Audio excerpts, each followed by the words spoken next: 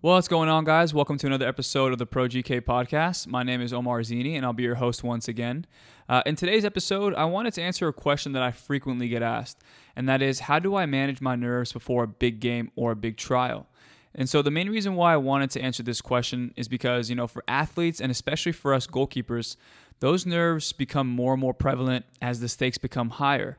And unless you have a plan in place to combat those nerves, they have the ability to cripple us and can force us to play way below our potential. And that's just something that we can't afford. Obviously, in your youth career, you may be the only goalkeeper, so you kind of get away with a few of those mistakes, but as the stakes become higher, you don't have as much room for error. You make a mistake, you slip up, there's somebody right behind you to take your spot.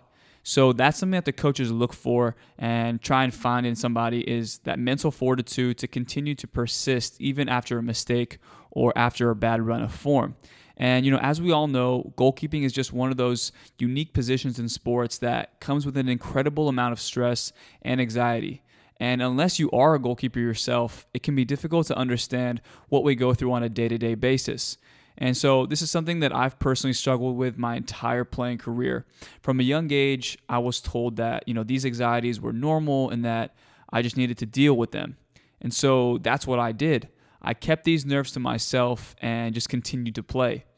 And, that method did serve me well, but in all honesty, I was just prolonging the inevitable, which was getting down to the core of what it was about my personal psyche that turned me into a nervous wreck before any big game or trial. And it wasn't until I got to college and spoke to a sports psychologist that I realized that there were actual techniques that I could use that would not only calm me down in those situations, but rather help me overcome them as well. And so after I spoke to her numerous times and she came to a bunch of my games, I was able to implement and install those techniques, and I saw my game get taken to a completely different level. So, with this episode, I wanted to share some of those techniques with you guys, and I hope you guys can internalize them and use them in your favor like I was able to. So to start, I'll be breaking down the two most common anxieties that I feel come with playing the position, and afterwards, I'll share with you guys 3 techniques that you guys can use to combat your anxieties. This information helped me out a ton, and I think it'll do the same for you. So without further ado, let's get into the episode. Yeah. Grandmaster Soul, shouts. Let's get it. You did what the best. So to start off this episode, I wanted to dive into the 2 most common places where those anxieties and those nerves can come into play when playing the goalkeeping position. The first is the pre-match nerves, and the second is the in-game and dead ball situations. But before we get into the dead ball situations, I wanted to start with the pre-match nerves. For some of us, pre-match nerves can mean anywhere between 24 to 48 hours before a game or just before the game is about to start. Either way, any of these have the ability to cripple us and prevent us from playing up to our fullest potential. For me, there were always 2 reasons why I would be nervous before a game: a fear of my opponent and because of a lack of preparation. So I want to start with the fear of my opponent. Now, because I used to watch so much film and look at all the scouting reports and stats, I used to become fixated on the opposing team's best players. The idea of having to go up against those guys definitely terrified me. And there was one game in particular in my career where that fear of my opponent would prove costly. I was a sophomore in high school and 15 years old. So at 15 years old, it's very difficult to have an understanding or a real grasp of what these butterflies are, what these nerves that you're feeling, and where they're really coming from. So we were in the first round of the playoffs, and we're going up against a team whose forward had 35 goals that year. And the majority of those goals came from headers. And so every time we would watch this guy on film, my coach would call me out in front of the whole group and say, Omar, we need you to be a monster. We need you to command the 6 against this guy so that he doesn't get any of those notorious headers. So the entire week, and again, 24 or 48 hours before the game, that's all I was thinking about. My head was consumed with this guy. I just kept telling myself, you can do this, man. You can do it. But if anything happens, anything he does, if he scores, just don't let him score on a header. And I remember, taking a second during my pregame warm-up and looking over to him and seeing that, man, this guy is legitimately what he was advertised to be. He's 6'3" and an absolute monster in the air. And for me, I had a plan. And that was to come out for any and every ball I possibly could. And he wouldn't even get a chance at a header if I was able to do that. But as Mike Tyson once said, everyone has a plan until they get punched in the mouth. And about 15 minutes in, I got punched in the mouth. They get a free kick, and they serve the ball in, and it clearly falls in my 6. And my defenders completely stop. They assume that I'm coming for it, and I don't. And that big forward comes through, and he heads it in from about 5 yards out. We go down 1-0, and our captain is, yelling at me, and I remember it being a wake-up call. I thought to myself, okay, well, you knew what he could do, and he did it. Now, what's left to be afraid of? And so 10 minutes later, I make a big save off of a shot from the 18, and I get up, I start yelling back at my captain and go, hey, Ricky, you see, man, I'm here, let's go. And he was like, all right, Omar, it's a little too late for that. We needed that confidence and that bravado from you from the start of the game, and we're already down 1-0, and you need to be here from minute 1. And when he said that to me, it really hit me hard because he was completely right. Why would I give my opponent the upper hand and an advantage going into the game without them having to do a thing? And so from that point forward, I remember being able to rationalize with that thought. And instead of only looking at it from one perspective, I began to ask myself, is that forward ready for me? I'm sure he's thinking that he may only get 2 or 3 chances in this game. And when he looks at me, I have a good feeling he's worried that he won't be able to convert those chances. And so by kind of flipping the script, that's how I was able to rationalize that situation and kind of overcome that fear of my opponent. Giving them the idea that I was afraid or coming into the game kind of behind the 8 ball would definitely put the ball in their favor as well. So I wanted to make sure that I was able to find a way to combat that, and I felt like I was. But that saying would only be good if I was confident in my week of preparation. And that leads me into my second point about the pre-match nerves, preparation. For me, preparation before a game came in 2 layers, my week of training and my week of nutrition. These 2 had to be on point for me to be sharp. Unfortunately, as you guys will come to know when listening to this podcast, I was someone that lacked any discipline at all on and off the field.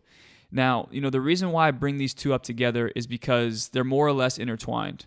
And like I mentioned in the previous podcast, I was never the type of player to have a serious or disciplined diet. In both college and throughout my academy days, I remember justifying my bad eating habits with the amount of training I was doing. So my formula to balance the 2 out was that as long as I was exuding more energy and sweating more on the field than I was actually consuming food, then my mind and my body would be in unison and I would feel prepared. And for those 12 years that I was playing at a highly competitive level, I was walking such a fine line with that formula. I still remember on one occasion having a game on a Saturday afternoon and needing to go for a jog on a Friday night because my food intake for the week just outweighed the sweat that I had exuded. And I knew that if I didn't even the 2 out, my psyche wouldn't be right come game day. So I'd go on my jogs, sweat out the fat, and then be back to my normal self. And you guys are probably thinking to yourself, like, that sounds crazy. How can you do that to yourself every single week? And you'd be right. Every single week and the few days going into my games, I was a nervous wreck. And while I was able to figure out how to cope with that fear of my opponents, I was never really able to find a solution for that biggest enemy that I had, which was myself and my lack of discipline. And that wasn't until I got to my senior year of college. And later on in the episode, I'll give you guys my tips on what to do to combat your pregame nerves. But before that, I wanted to get into the second situation where most of us goalkeepers get our anxieties from, and that is through in-game dead ball situations.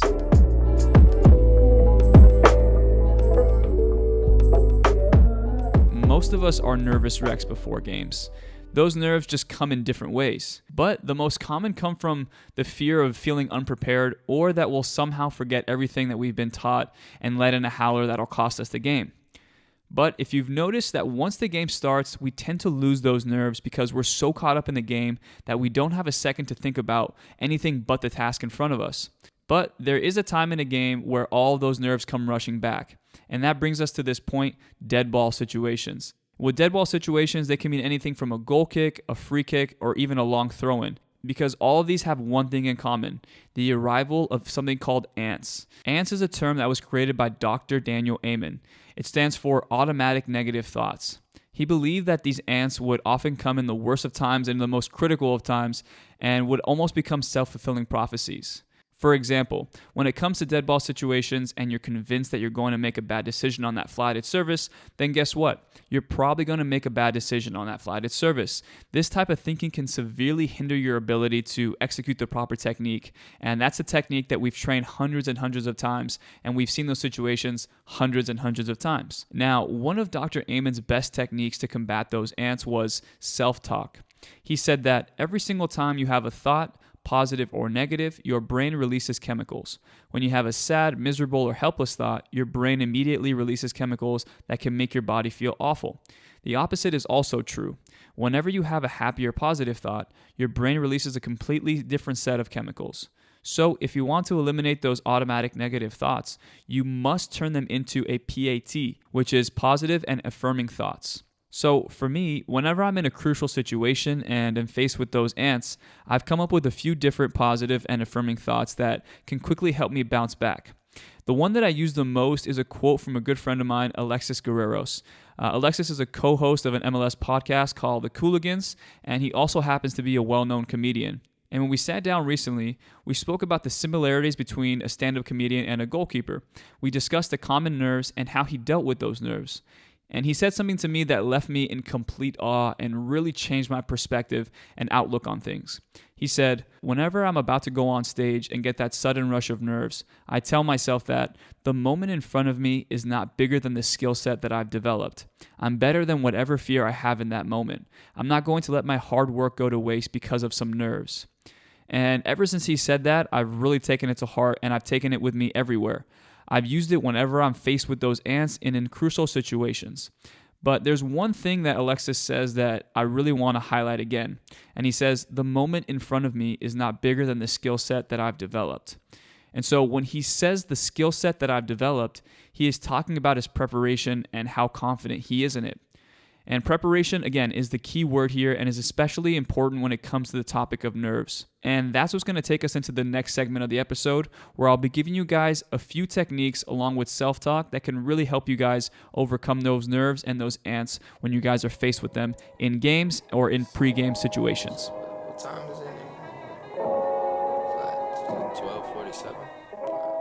All right, guys, so now that we've discussed the most common times where these nerves tend to arise, I want to offer you guys two techniques that could potentially be solutions to combat those nerves. Both of these techniques fall under preparation. They are your physical and psychological prep. When both are checked off, I feel like you'll be able to combat any of those ants or nerves that may creep into your mind before a game. Now, let's first take a look at your physical preparation. Your physical health is dependent on more than just your proper week of training, but rather a legitimate routine that should encompass these three things: sleep, your nutrition, and then your on-the-field training. Checking these three boxes should help eliminate many of the doubts that would make you feel like you're unprepared. First, let's take a look at the importance of sleep. The quality and amount of sleep we get is often the key to how we perform. If our sleep is cut short, the body doesn't have time to repair itself. A study in the journal Sleep confirms the role of sleep in performance with results that show declines in split-second decision-making following a poor night's rest. That is worrisome for us, of course, because split-second decisions account for more than half of what we do in a game. And on top of that, sleep deprivation has also been seen to decrease production of glycogen and carbohydrates that are stored for energy use during our physical activity. So, in short, this journal is trying to say that less sleep increases the possibility of fatigue, low energy, and poor focus come game time.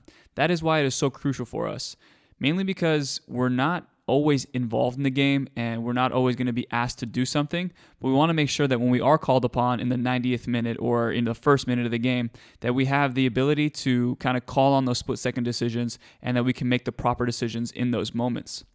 Next is nutrition. When it comes to nutrition, it is completely case by case because each person is unique. But my best advice would be to speak with a nutritionist about putting together a plan that would best suit your in-season and out-of-season goals. I would also highly advise looking into pre-game and post-game meals, mainly because when we exercise, we are usually exhausting our energy, draining our fluids, and breaking down our muscle. That is why what we do in the moments during and immediately after a game determine how quickly our bodies rebuild muscle and replenish those nutrients. This will help us maintain our endurance throughout an entire season. And I can't tell you guys how many times I've played in seasons where I started off very strong because I ate the proper foods or I was coming off of the high of being in preseason training and going through two-a-days and being in the best physical shape that I possibly could. But because I didn't take care of my body throughout the season, by the 15th or 16th game of a 20-game season, my body was completely fatigued, I had no stamina, my endurance was gone, and that really affected my performances. So getting on top of that now is going to help you and really pay dividends in the future. Lastly is the actual physical work you do in both trainings and in games. And to be at your absolute best, you need to make sure that your body is recovering from that daily grind of training, which is where your nutrition and sleep both come into play. To be honest, these three are all intertwined and should be seen as needing to work in unison.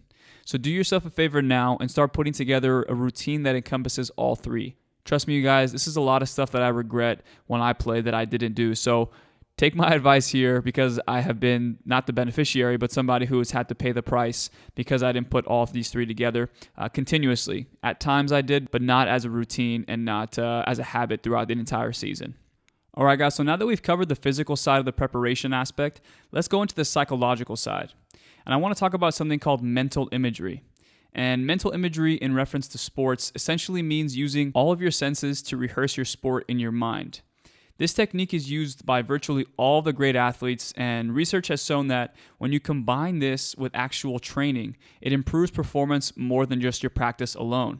And when you perform this imagery, it's important to set specific goals for what areas you want to work on. And those goals can be technical, tactical, mental, or your overall performance. And Dr. Jim Taylor, who has a PhD in sports imagery, believes that there are 4 factors that impact the quality of your imagery: perspective, control, multiple sense, and speed. And I kind of want to get into those 4 factors because if you want to get into mental imagery, doing these 4 are extremely, extremely important. So I'm going to start with perspective. Perspective is how you view yourself performing the position. Are you viewing yourself internally, which is seeing yourself from inside your body looking out? Or are you viewing yourself externally, which involves seeing yourself from outside of your body like you would on video? And they said that there's no clinical research that shows that one is better than the other. It's just your personal preference. Next is your control. This is how well you're able to imagine what you want to imagine. It's not uncommon for athletes to perform poorly in their imagery, and it often reflects on a fundamental lack of confidence in their ability to perform that activity successfully. So if mistakes occur in your imagery, you shouldn't just let them go by and be okay with it. If you do, you'll further ingrain that negative image and feeling in your mind, which will hurt your overall performances. Instead, when you perform poorly in your imagery, immediately rewind that imagery video and edit the imagery video until you do it correctly. Next is multiple sense. The best imagery involves the multi-sensorial reproduction of the actual sport experience. You should try to duplicate the sights, sounds, physical sensations, thoughts, and emotions that you would experience in that actual competition. The most powerful part of mental imagery is feeling it in your body. That's how you really ingrain those new technical, tactical, mental skills and habits. This is why you tend to see world-class athletes doing these before competitions. And lastly, we have speed. Taylor believes that the ability to adjust the speed of your imagery will enable you to use it and improve different aspects of your sporting performance. For example, slow motion is effective for focusing on technique. Slowing imagery video down, frame by frame if necessary, to see yourself executing the skill correctly is vital. Then, as you see and feel yourself performing well in slow motion, increase the speed of your imagery until you can perform well at real-time speed. So guys, those 4 factors are crucial to remember when performing your imagery. Now, while Taylor says that there are no guarantees that this technique will make you an Olympian, he believes that if you combine an imagery program with an intensive physical conditioning regimen and quality practice time, you'll feel as prepared as you possibly could be and feel like you have full command over your performances, which will help you combat those nerves if they do arise. And guys, that's the importance of preparation. And it's so that you're proactive versus reactive. Proactive meaning that you have all the hard work, you have all these boxes checked so that when you are in moments that seem unfamiliar to you or you're completely nervous before a big game and you have all these different tools and techniques that you can fall back on versus not understanding or knowing what the situation at hand is and how to react to them. So you're going in blind and you're coming into a game as a nervous wreck. And you guys, please remember, if you take anything from this podcast, that nothing good in life, and especially in the context of goalkeeping, can happen without diligent preparation. And like I've mentioned about my own career, I was a nervous wreck and somebody who didn't know how to deal with these emotions because I always walked that fine line of, am I confident enough in the work that I did leading up to this moment? And normally the answer was no. So don't allow that to happen to you. And if you're a young goalkeeper listening to this episode and you feel like your current habits sound similar to how mine were, do yourself a favor and start developing new ones now. And remember, old habits die hard. It's not going to be easy. You won't wake up tomorrow and the habits after one day are going to be gone. But trust me, you will thank yourself in the future. If you don't, you'll end up just like me. And you guys, it's not like I had a bad career. I felt like I did well. I was on the Galaxy Academy. I played at Division I school, broke records, did all I needed to do in terms of the context of he had a good career. But I felt like I left a lot on the table. And for me, it just felt like, what if I had been 10% more disciplined? Where would I have been? And that's my warning to you guys, is that you don't want to wake up 10, 15 years from now when your careers are eventually over and say, man, I wish I would have added that 10% more discipline, and I wish I would have done something differently, because regret is not fun to deal with. And for me, whenever I talk about these issues or these topics, I always have that guilt that I should have done something more. But you've been warned here, and I've given you guys the advice, so hopefully you guys can internalize this and go out there with this new information and these new techniques to really help improve your game. And once again, guys, I really do appreciate you guys tuning into the Pro GK podcast. My goal with this evergreen content is to bring you guys new information and new ideas, tips, techniques, all that, to help you guys kind of internalize things and hopefully use it to your advantage. A lot of this information is new to me as well because I'm researching it, and I wish I would have heard it or had it with me in my arsenal growing up, and I feel like it definitely would have changed the way I view things. But yes, again, I do appreciate you guys tuning in. If you guys like the episode and others before it, please do me a favor and share it with one person you think may benefit from it. And if you really, really like the episode, please leave a review. That's what will help this podcast move up the ranks. As always, guys, you guys can find this episode on just about every streaming platform as well as YouTube. And again, my name is Omar Zeenni. I will catch you guys in the next episode. Have a good one. Grandmaster Soul, shouts.